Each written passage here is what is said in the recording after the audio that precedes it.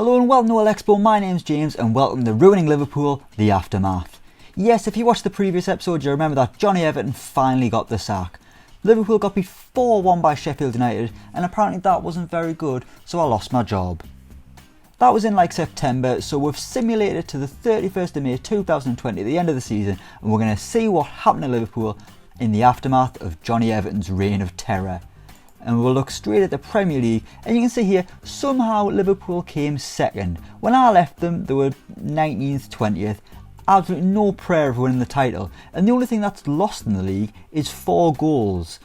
They finished the season with 82 points, the same as Man United, just 4 goals worse off than their rivals. They were ahead of Man City, they got 2 more points than them. I can't believe they've done so well. So who's the mastermind behind their success? It is none other than Massimiliano Allegri. Some say the Italian Jonny Everton. I'll say that, no one else says it. Well, I've looked at the result here. Things were terrible under Jonny Everton. Won that first game against Brighton 2-0.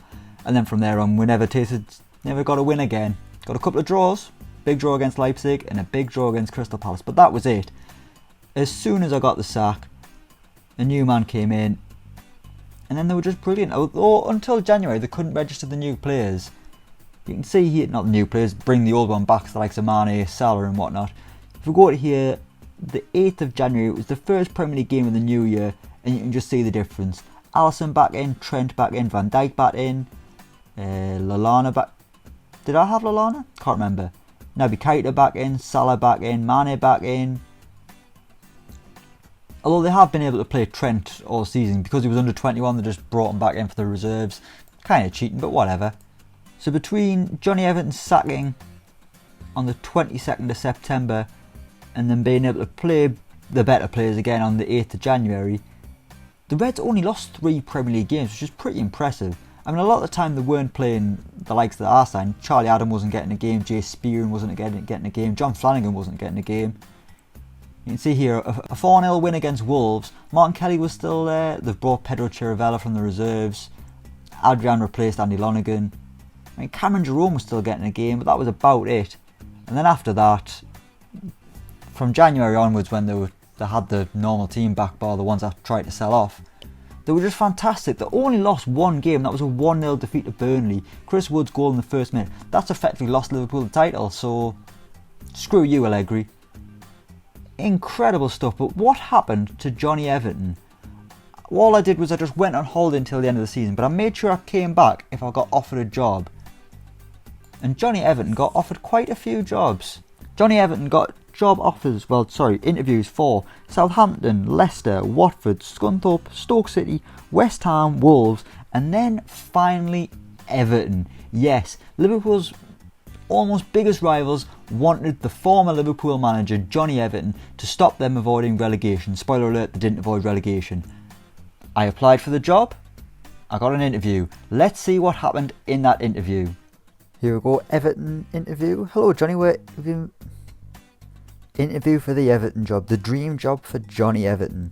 Hello Johnny, we've invited you along today so we can put forward our vision for the club and allow you to suggest any alterations for us to consider should we decide to hire you. I'm glad you've given me the chance to talk to the club. Let's get down to business. Bit intimate. You have very little managerial experience and that obviously concerns me a little. Can you explain why? Because we got sacked straight away.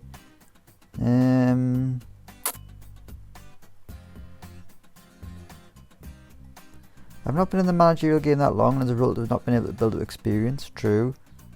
My reputation should speak volumes. Yeah, we'll go with that. Can you explain why you're willing to take a drop down to a club of our level? Wow. That is some statement from the Everton owner to the ex-Liverpool manager.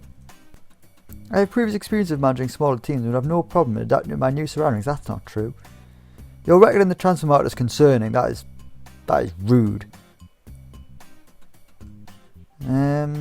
I would dispute that. My record was nowhere near as bad as some people suggest. The club will be looking for a candidate capable of performing to competition expectations, something our last manager did not do. Are you confident of handling that better than your predecessor? I've always been more about the process than the result. Yeah. We parted company with our last manager much sooner than anybody would have anticipated. Can you offer insurances that we won't be in for a repeat of that?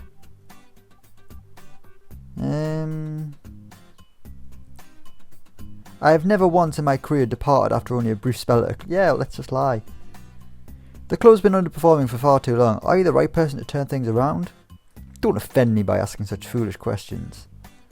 We would like to know, when do you intend to establish yourself as the club's manager? Are you able to take charge now, or do you need more time to join the club? Yeah, I'll do it now.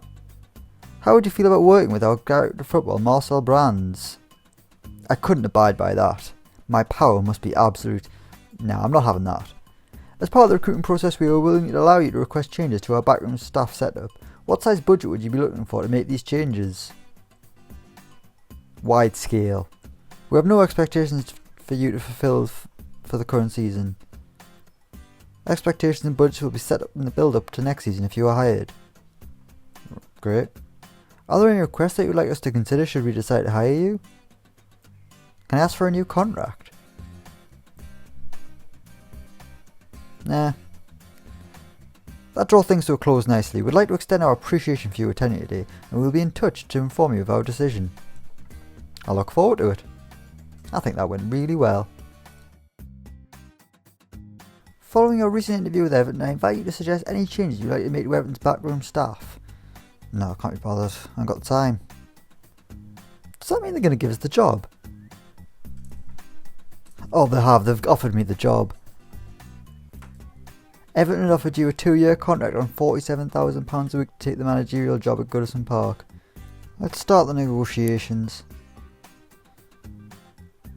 I need a lot more money than that. Let's say £94,000 on a 4-year deal. I'm not going to take a wage cut.